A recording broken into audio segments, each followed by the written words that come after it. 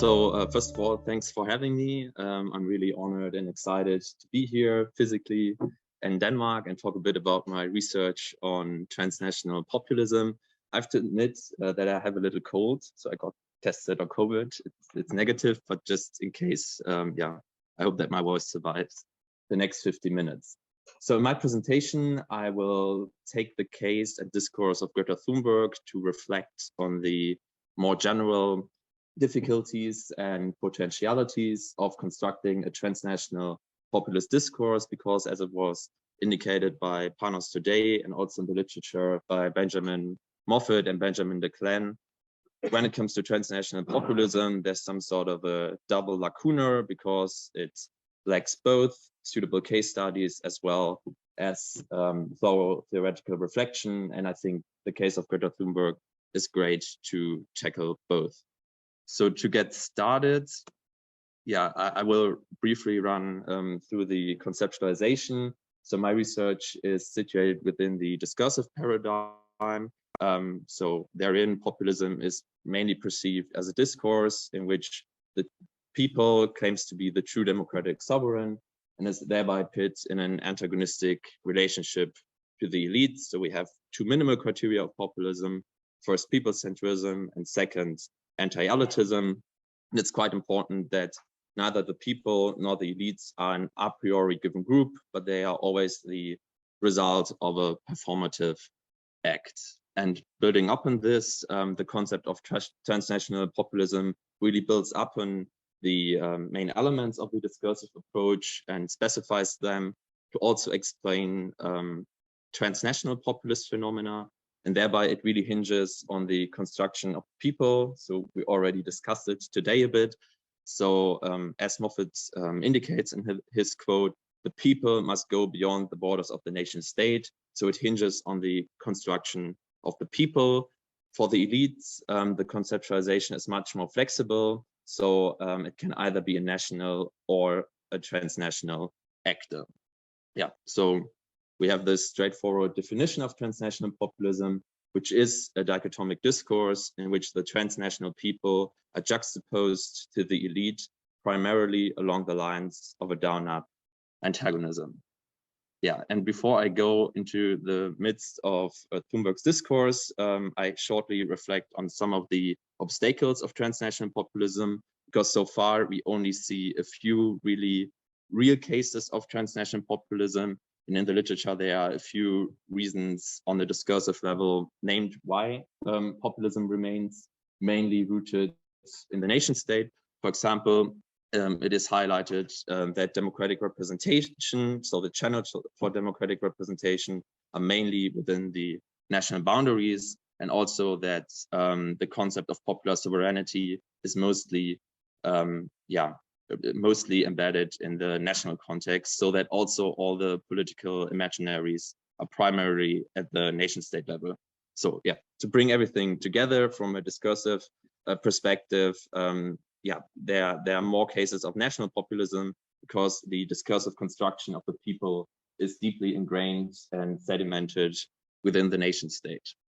And this obviously then raises the question whether, and if yes, how, in the case of Greta Thunberg, it was possible to transcend these national hurdles and to really create a collective identity. And to get started, we will first have a look at her construction of climate change, because this is really the precondition later for her populist antagonism. So Thunberg portrays the climate crisis as a global, existential, and homogeneous threat. So humanity as such is endangered by the climate crisis, which is reflected in some quotes. So she says, humanity is now standing at a crossroads. We are in the beginning of a mass extinction, and we are facing an existential threat, which all accumulates to her diagnosis that either we go on as a civilization or we don't. So she really presents the climate crisis as a negative outside that endangers the collective of all humanity.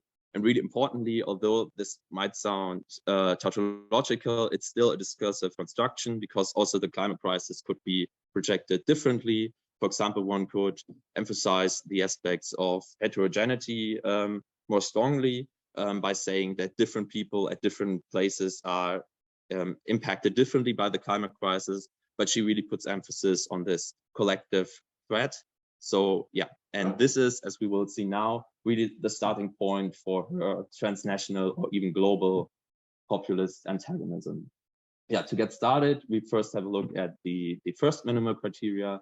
So her construction of the people, and there's quite generic quote where she uses the people. So she says, every great change throughout history has come from the people. We do not have to wait. We can start the change right now. We, the people. And I would say that this quote could also very well be from other left or even right-wing populists, because it solely uses the people as a signifier. But as we see now, she doesn't remain at this generic level, but instead she really connects the people with the global identity. So she repeatedly uses humanity, our civilization, the people around the world, and also repeatedly refers to the people, whereby from the context, it always becomes clear that she means a transnational identity. And this really speaks to the previously mentioned construction of the climate crisis, because humanity as such is endangered by this collective threat. And that's why she refers to the global people or humanity. And furthermore, she also presents the global people as a democratic sovereign. So she elevates popular sovereignty as an indispensable element in averting the climate crisis. So she says that the people rise to the challenge, or together we are unstoppable.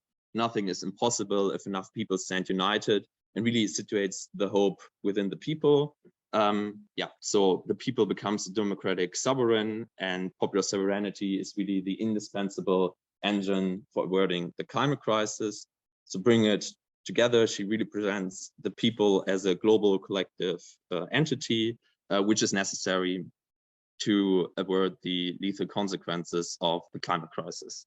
Yeah, this brings us to the second building block of populism, because she also projects the people as a transnational group. So she repeatedly refers to the world leaders, and thereby says that these global political leaders are failing us. And she says things like, the future was sold so that a small number of people could make unimaginable amounts of money. You lied to us, you gave us false hope, whereby the us is always refers to humanity. So what becomes clear from this slide is that also the elites are presented as a homogeneous and transnational group, which works selfishly against the interest of humanity, and thereby also endanger humanity as such, because they do not really cope with the climate crisis. So so we clearly have a transnational populist antagonism, whereby humanity or the global people are pit against the world leaders. Yeah, and to talk a bit about more abstract, I now have some illustrations which try to illustrate some terms from Laclau's discourse theory to really show how this whole antagonism works.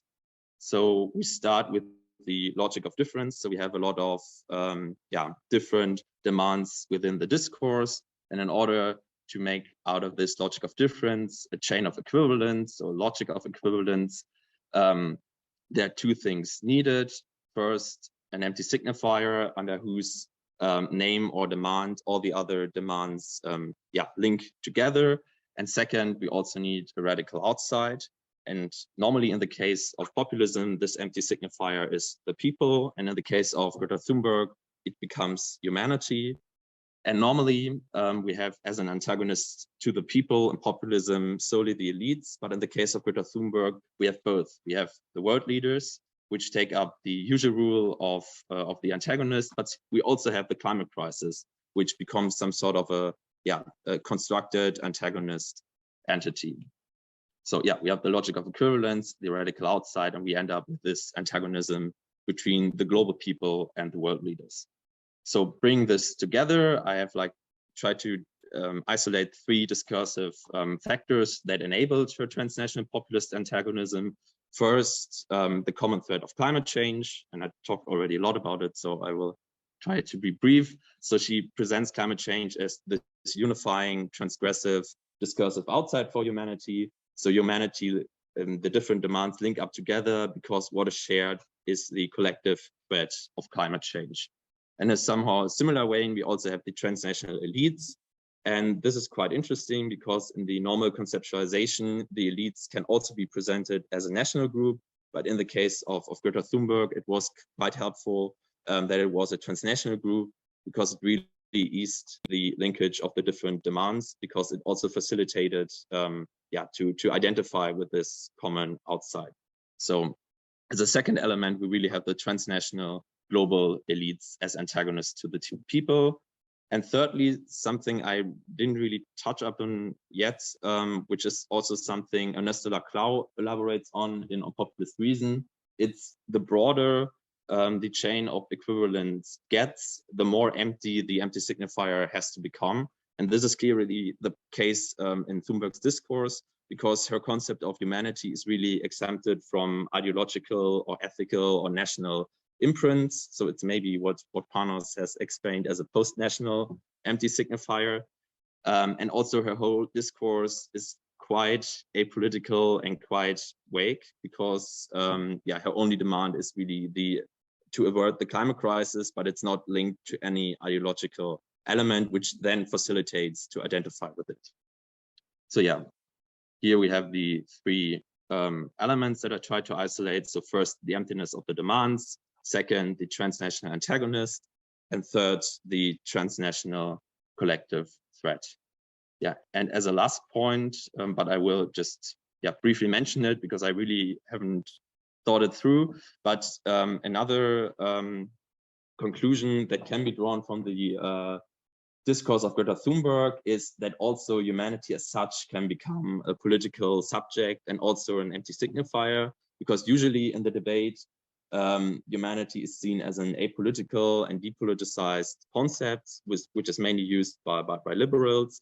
And there's like a really important criticism of Carl Schmidt and also Chantal Mouffe, who say that humanity as such cannot be a political subject because it's depoliticized. So for example, we have here the quote from Chantal Mouffe, who says, the central concept of democracy is not humanity, but the concept of the people. And she says, that humanity is an abstract idea and concept. But I think what the discourse of Greta Thunberg also shows is that humanity is not an a priori depoliticized construct, but because it has to be discursively constructed, it can also have an outside. So you can also bring humanity in with an antagonistic relationship to an outside. And in the case of Greta Thunberg, we even had like two radical outsides, namely the world leaders and climate change. So it's just, food for thought, whether it's maybe helpful in light of the global challenges to even further politicize the concept of humanity, to create some sort of a collective identity, which then can help to tackle the global challenges. So to sum up, I agree that transnational populism remains a rare political discourse because populism is mainly bound to the nation state. But with the research on Greta Thunberg, I try to isolate three factors that can facilitate to establish a transnational populist antagonism. So first, a shared destiny or threat, so shared by the people. Second, a shared transnational antagonist. And third, really importantly, the emptiness of the demands. Thank you very much for your attention.